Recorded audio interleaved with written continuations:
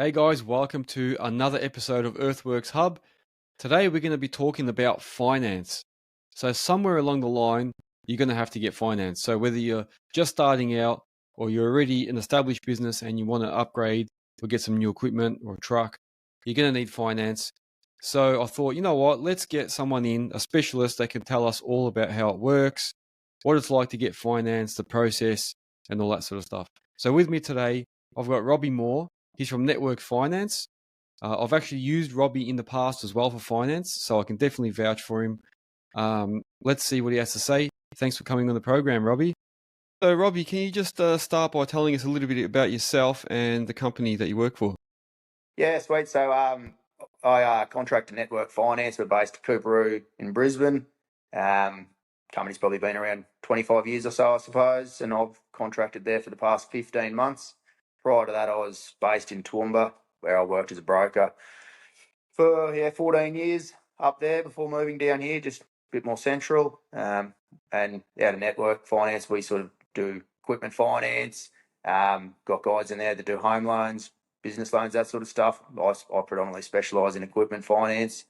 Yeah, that's pretty much it. I cover sort of anywhere in Australia, predominantly Victoria, Queensland, scattering of clients in New South Wales, Tassie and WA. So, yeah, it's all pretty good. Yeah, that's it. And who are your sort of typical clients? Like, are they big, large companies or your small sort of owner operators? Yeah, no, I generally work with smaller guys. Generally, any sort of one from the sort of new guys just starting out to maybe turnovers up to $10 million with some transport companies. But yeah, predominantly sort of the owner operators or guys that might have sort of 4, 5, 6 machines. I do some finance for a guy that's got a fairly sizable rental business out at Ballarat, but yeah, he's probably one of the bigger ones. So predominantly smaller guys. All right, no worries. Um, all right, so maybe we'll just go straight to, I suppose, talking about the finance itself. Um, so just say I'm a owner operator about to start a business, and what would be like the process, like the steps involved in getting finance for, like, just say a new truck? So the steps involved, like before you sort of went too far down the track, I'd probably engage with a broker just to work out what the parameters are for getting finance. Obviously, new businesses, they're probably going to want some sort of deposit. You're going to need generally a work letter or work contract. So yeah, if you sort of engage with a broker, they can let you know what you're going to need to get. Um, Basically to get some sort of pre-approval before you sort of go shopping for either excavator or truck or whatever. But yeah, the two big things generally with new businesses nowadays are you're probably going to need somewhere between 10 and 20% deposit, and you're going to need a work letter or work contract confirming some work for the asset you're buying. Mm. And what And about obviously, Oh, sorry, go ahead. I was going to say, and obviously probably make sure you've got good credit, that type of thing. But yeah, Yeah. Well, what about in the past they used to say you need at least 2 years worth of financials and stuff. Is that still the case? with some banks, yes. Some banks won't look at anyone until they've been in business 2 years. There are some, there are sort of, I suppose, second tier lenders, and some that will do fund new businesses. Some banks will as well. If it like probably to get bank finance as a new business, you would probably need to be a property owner as well. If you're sort of, I suppose, working for a guy operating his excavator or whatever, and you're going to be then go and subcontract to him, doing same sort of work just with your own machine, they'd probably look at that type of thing. But yeah, so we can definitely fund new businesses. It's just a bit trickier. Yeah, Essentially, yeah. yeah.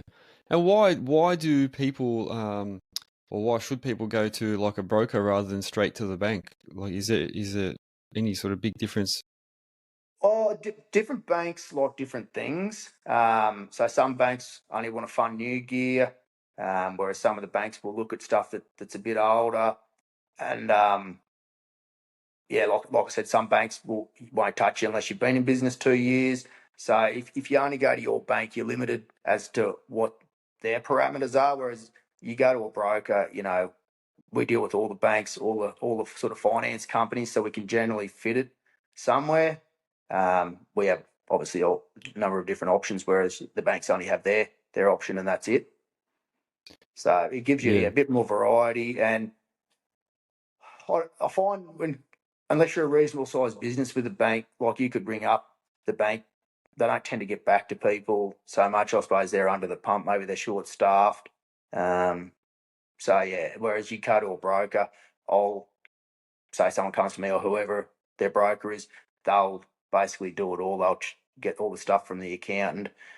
They'll do it all, and we try to make it, as easy and seamless as possible for the person, not have you guys running around chasing stuff up generally. So, yeah. Yeah. Oh, cool. What about so I suppose when you get new equipment, usually the dealership will sort of help you out and do all the invoices and paperwork for you and send it on to the finance company. If you're Yep. buying a second-hand machine, like what's involved with that? Do you need to get what sort of paperwork do you need if you're buying a second-hand machine? So, from a Or, customer's perspective, it doesn't really change what they need to do.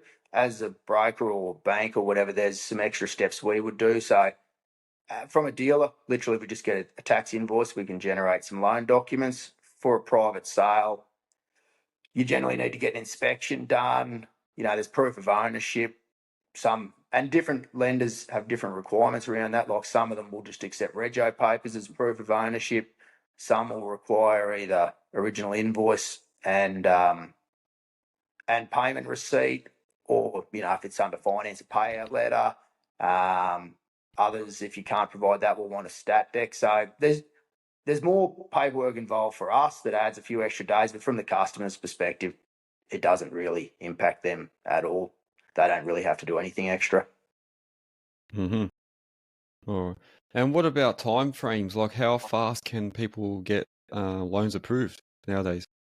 You can. So I did one the other day where a customer of mine, his father was supposed to sort out some finance for a van, and he didn't realise until he was going to pick it up that he hadn't. That was on.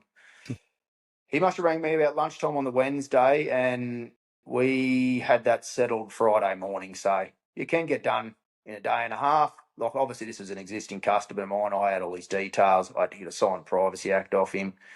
We got it approved, generated document. So it's sort of got, you can get it approved in a couple of hours if it meets all the criteria for low doc and basically system approves. And from there, we get an invoice, generate the loan docs, and you can have it settled within a couple of hours as well once we submit it for settlement. Whereas if you're All a right. private sale transaction and if it's more complex, full doc, it can take up to a couple of weeks. If we've got to get some information from the accountants, we've got to write up a big application, and then once approval comes through, there's the extra checks. Like, we've got to get an inspection done, which a lot of them can be done by Redbook over video call, which might happen the next day. But and then by the time the private seller gets you the information back, it can add a couple of days. So I'd say go to woe for the complex ones, maybe 2 weeks from the time of inquiry to settlement. So yeah. So once upon a time with inspections, they all had to be done. Like either I had to go out and inspect them, or someone from the bank had to go out and inspect the asset if it's a private sale. But a company called Redbook now, the banks allow us to outsource that to Redbook, and Redbook will do a video call with the vendor. The vendor will walk around, show them the compliance plate, show them the odometer and each side of the asset, and Redbook will take photos from their end, and then they'll do up like a detailed report with all the photos and send it to us, and we use that as our inspection of the asset. So it's made it a bit easier, like particularly now dealing interstate. Like, if I was having to do a private sale in Victoria, I was having to get someone from the bank to go out and do it, being based up in Queensland. So it makes the process a lot easier. A quick shout out to our sponsors for this episode, JR Safety Co. Equipment Compliance, providing mobile risk assessments for all civil construction and agricultural industries. So what advice can you give to people that are looking to get finance, to be better prepared. Yeah, I just, like I was saying, just engage with a broker or your banker first, just to find out the parameters, like what info you're going to need.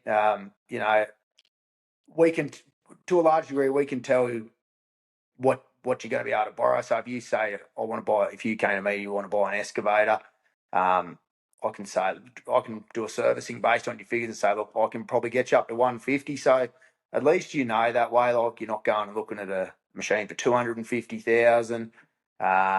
Also, if we're going to have to do a full doc application and it's this time of year, so banks need, now need 2023 tax. A lot of guys, myself included, still haven't done their tax.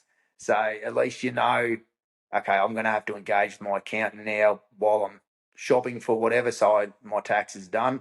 Problem is if you find what you're buying, your tax isn't done and we're going to need it, you're probably going to lose that truck because, your accountant could take 2-4 weeks to get it done. And engaging with your broker or banker first, it's just you find the parameters you need to work within. So even a lot of guys I do finance for that I do quite a bit for, when they're thinking of doing something, they'll ring me. They'll say, this is what I'm thinking of doing. Will it work, before I go and spend too much time doing it? And I'll have a look at it and I'll come back and say, yeah, no, we can make this work. This is how we'll do it. And then they can go off and source what they need to. All right, cool. And I know that a lot of times when I go to get finance, they often say the machines have to be, or trucks have to be insured before Yep. they do the finance. Is that still the case? Yeah, that's right. So we've got to have insurance generally before settlement. A lot of finance companies, unless it's over a certain value, don't actually ask for us to send it to them. But yeah, we've got to keep it on file, I suppose, for audit purposes. And it's a good checklist, because if I forget to say to you, and because if I didn't need insurance and if I don't remind, sometimes I haven't put it in the email saying, I need insurance. So then guys forget to insure stuff as well, because it's just a subconscious thing. You go pick it up and you may not be insured. Then, something goes wrong, you're not insured, and you've got a $100,000 loan and nothing to show for it. Yeah, that's it. That's true. And what's it like getting finance at the moment with all these like interest rate rises and stuff? Like, what's it like for people to get finance? So it hasn't got any harder to get finance. Obviously, it was difficult when rates went through the roof so quickly. Like, we went from sort of low threes to within 6 or 9 months, they went up about 4%.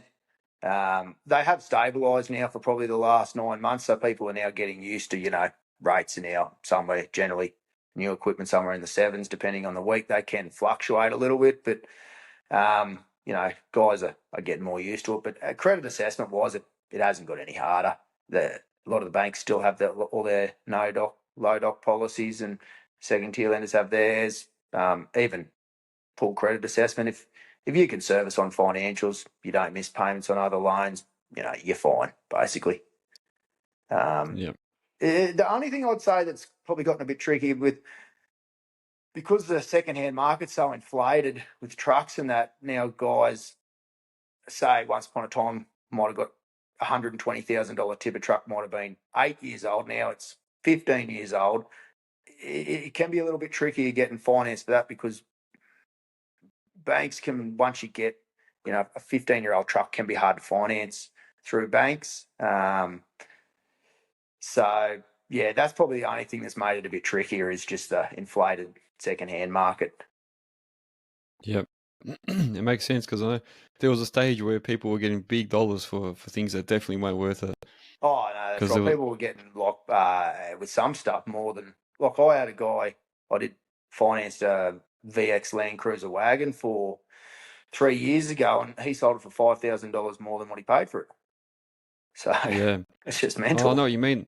Yeah, I bought a tipper and I Mhm. used it for about a year and then I ended up selling it for uh basically the same as what I paid. So Yeah, it's yeah, it's it's just unheard of. It's never happened before. So yeah, it's wild. yeah, crazy times. What are some of the challenges that you face when you're trying to get finance for people? Like, do they take too long getting back to you with paperwork or things like that? Like, what are your I pet generally try peeves? to make the transaction as smooth as possible. So, where possible, I'll engage with the accountant to get any information. So I like to generally my process will be, if they're a new customer, I'll have a chat to them, work out if I'm going to need all financials full doc or if it's low doc. I'll send them a privacy act to sign, and I'll get them to send me back their license, ABN, and that. I'll do all the credit checks. I can get most of the information from that, and then mostly I'll ask them just to put me in touch with their accountant. That way, guys are on excavators or in trucks, they don't have that easy access to that information. So I'll then get off the accountant what I can, all the information, and then basically anything else I need from there I can get off the customer over the phone. So that way, you're not chasing up too much information. You guys work 10, 11 hours a day. You don't want to be coming home and having to sort out all your paperwork. So yeah, we try to make it generally as smooth as possible. But the hardest thing, I suppose, at the moment, this time of year, is back to my thing with the financials, is come 1st of January, if we need to do full doc, the banks now want 2023 finalised financials and tax returns, even though they're not due for lodgement till April or May. So, a lot of guys still haven't done their stuff. So, yeah, this time of year can be tricky, sort of January and February, because, when if we need to do full doc now, we need to wait until the accountant's done the tax, and obviously they've got a backlog of people, so they can't just do it tomorrow either. So that's probably the big thing. Yeah, so I know we touched on it a bit earlier. So what are the main checks that people should do when they're looking at buying, like, say, a second-hand machine? What should they be doing to make sure that it's all good? Well, I'd be getting a mechanic to look over anything, because the amount of people that buy something second-hand, sight unseen, and then get it and it's got issues, or it's not what they wanted, then they're trying to sell it, they're going to lose money on it. Yeah, I'd be getting someone to go over it thoroughly. First, if it were me, if I were buying something second-hand, I'd be having a mechanic look at it for sure, just to make sure. If you've got a prime mover, for example, if you have to replace the motor or something early on, you're up for $60,000 or $70,000. So, it's a lot of money. Yeah. And if you haven't allowed for that, or you're getting the loan for the truck itself, you probably don't have that spare money to do the motor. So then you're going to be stuffed. Yeah. Yeah, exactly. And it can send guys to the wall if that happens. If you've only got one, maybe two trucks, and you've got to find $70,000 for a motor, well, you can't really finance a motor. I mean, we can do like some unsecured business style lending where you pay it off over 12 months to 2 years, but the rates are obviously a lot higher than what you pay on a machine, being an unsecured loan as well. So yeah, I'd if it were me, I'd definitely be having a mechanic look over anything, just for peace of mind. I mean, the mechanic may not pick it up, but there's probably a good chance that they would if there's some issues with it. Yeah. And what about like, obviously people are always scared that they won't be able to make the repayments. Bank's going to come and take the vehicles off them. Has that ever happened, or is it common that actually happens, that things get repossessed? Oh, in my experience, the only people that get stuff repossessed are if guys are missing a payment or two and they communicate with the lender will be fine. It's guys that get 2-3 payments behind and won't take the phone calls of the lender, won't tell them what's going on, that they're a chance of getting it repossessed. Because the thing is, the lender doesn't want to repossess something unless they really have to, because they're going to sell it at auction and they're going to lose money on it. So I find if you work with a lender, if you get a couple of payments behind, but you say, look, can I make if we go to them and say, can we make 1.5 payments over 4 months to catch us up? Most lenders will work with you. The guys, that don't want to work with a lender, but will get stuff repossessed. But you'd probably have to be 5 or 6 months behind before a lender will repossess. Like they'll do everything they can to work with you before repossession. That's the very last thing they want to do, because it will go to auction and something that's market value what's going of on $100,000, they might only get 60,000 at auction. So they can then obviously chase the customer for the money, but if the customer's not affording their payments there's probably no chance they're going to have the money for the $40,000 shortfall either. Okay, so what about in your job? Obviously, you've been doing this for years. What's sort of the good things and the bad things about Like, what do you like and dislike? I enjoy dealing with people from all over the country. I particularly like earth moving and transport guys. They're generally fairly laid back. I'm a fairly laid back sort of guy. And like to have a bit of a joke with guys on the phone and that sort of thing. I'm pretty easy to get along with. I've been to a guy's wedding in Melbourne the other year that met him through doing his finance. I go down to Apollo Bay, see a guy generally once a year. We go down there and get on the sauce for the weekend and generally have a good time, even though the weather's not quite as good as up here in Queensland. But so I enjoy all that sort of side. Probably the worst part about it is if for some reason you can't get a guy finance, making the phone call to let them know. It's generally never easy to make that call, but it's just a call you've got to make. Don't sort of hide behind it.